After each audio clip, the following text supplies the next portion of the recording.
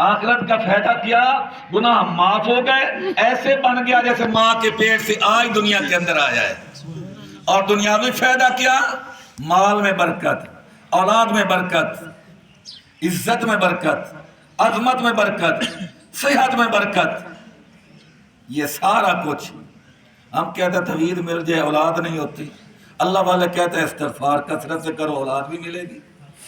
روزی میں برکت نہیں ہے، پوری نہیں پڑتی، اللہ والے کہتے ہیں کثرت سے استغفار کرو، توبہ کرتے رہو، توبہ کرتے رہو، انشاءاللہ اللہ اولاد بھی عطا کرے گا، اللہ مال میں برکت بھی عطا کرے گا۔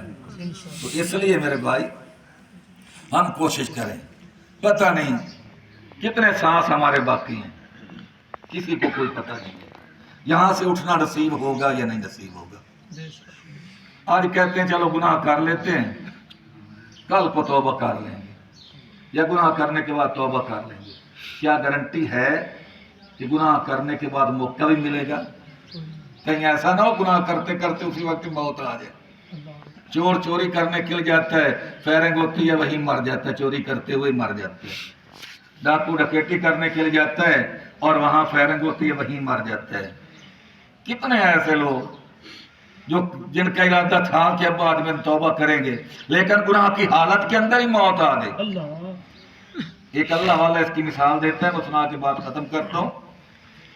کہتا ہے کہ کوئی آدمی کسی کو آ کر ایک مرہم دے دے، مرہم کہ یہ زخم کے لیے اکسیر ہے، جیسا بھی زخم ہو ادھر لگاؤ تو ادھر بالکل زخم ٹھیک ہو جائے گا ایک ہی دن کے اندر۔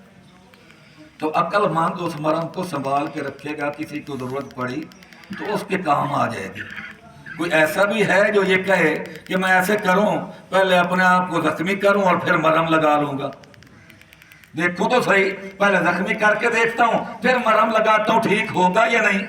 او بھائی توبہ جو ہے نا یہ مرہم ہے، توبہ مرہم ہے، گناہوں کو مٹوا دیتی ہے، لیکن اس کے لیے ضروری نہیں کہ آپ پہلے گناہوں کے زخم لگائیں، پہلے گناہوں کے زخم لگائیں پھر توبہ کی مرہم رکھیں۔ نہ، توبہ کو سنبھال کے رکھے، توبہ کرتے رہیں، استغفار کرتے رہیں، لیکن اس انتظار میں نہیں کہ گناہوں سے زخمی ہوگا تو پھر توبہ والی مرہم لگاؤں گا، پتہ نہیں موقع بھی ملے گا یا نہیں ملے گا۔